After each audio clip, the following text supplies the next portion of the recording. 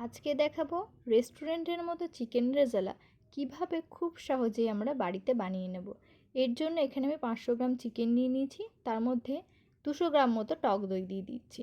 এরপর আদা রসুন আর কাঁচা লঙ্কা বেটে নিয়েছি, সেটা দিয়ে দেব।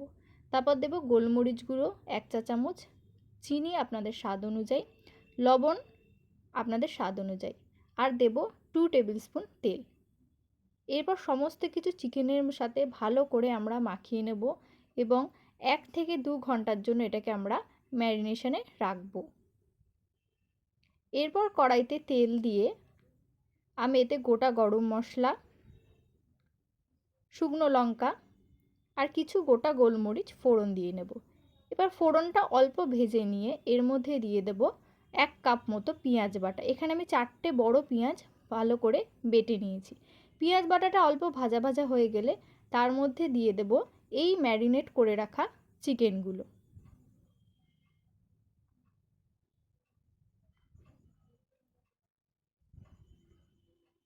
এরপর পেঁয়াজের সঙ্গে চিকেন ম্যারিনেট করে রাখা এটাকে খুব ভালো করে আমরা কষিয়ে নেব। তারপর দিয়ে দেব কাজু আর পোস্ত বাটা। এখানে আমি 1/2 কাপ কাজু আর 4 চা চামচ পোস্তটাকে ভালো করে ভিজিয়ে রেখে এটাকে বেটে নিয়েছি একটা স্মুথ পেস্ট হিসেবে। এবার সমস্ত কিছুকে ভালো করে কষিয়ে নিয়ে ঢাকনা চাপা দিয়ে 15 মিনিটের জন্য এটাকে রেখে দেব।